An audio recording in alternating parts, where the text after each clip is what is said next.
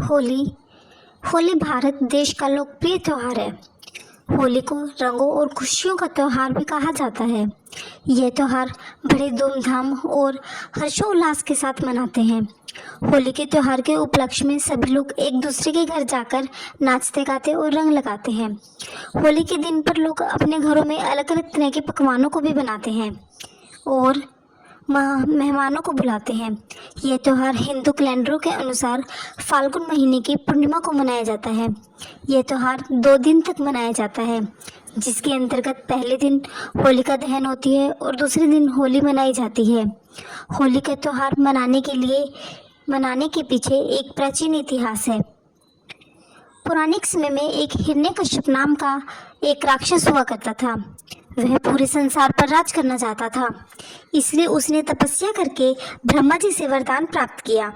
वरदान में ब्रह्मा जी ने उसे अजर अमर रहने का वरदान दिया, जिसके बाद से वह अपने को ईश्वर के समान मानने लगा था और अपनी प्रजा को ईश्वर की जगह अपनी पूजा करने के लिए कहता था।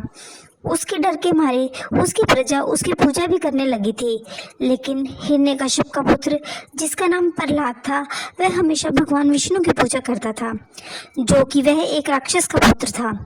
हिरण्यकश्यप को जब इस बात का पता लगा तो वह बहुत क्रोधित हुआ, क्योंकि वह भगवान विष्णु का घोर विरोधी था। उसे पता था जब तक भगवान विष्णु की पूजा इस संसार में होती रहेगी तब तक उसको कोई भी भगवान का दर्जा नहीं देगा। उसने प्रहलाद से भगवान विष्णु की पूजा बंद कर अपनी पूजा करने का हुक्म दिया। लेकिन प्रहलाद ने पहले अपने पिता की एक नहीं सुनी और विष्णु भक्ति में और ज्यादा लीन होने लगा। इस कारण हिरण्यकश्यप बहुत ज्यादा क्रोधित हो गया। प्रहलाद विष्णु भगवान की उपासना आराधना करना नहीं छोड़ रहे थे।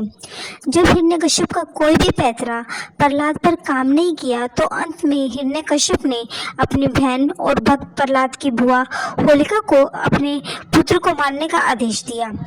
हिरण्यकश्यप की बहन होलिका को ईश्वर से वरदान प्राप्त था कि अग्नि उसका कुछ भी नहीं बिगाड़ सकती, अर्थात वह अग्नि में जल नहीं सकती है। इस वरदान का लाभ उठाने के लिए हिरण्यकश्यप ने बहन से प्रहलाद को गोद में लेकर आग में बैठने का आदेश दिया, ताकि आग में जलकर प्रहलाद की मृत्यु हो जाए।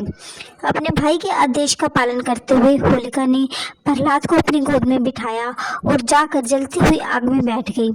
लेकिन भक्त प्रहलाद निरंतर भगवान विष्णु के नाम का जप कर रहे थे। तब भगवान विष्णु ने चमत्कार दिखाया और होलिका को वरदान मिलने के बावजूद वह उस आग में जलकर राख हो गई और प्रहलाद को कुछ भी नहीं हुआ। इसीलिए कहते हैं कि बुराई चाहे कितनी भी बड़ी क्यों न हो, अच्छाई हमेशा उसे मात दे ही देती है। होली की आप सभी को बहुत बहुत बधाई।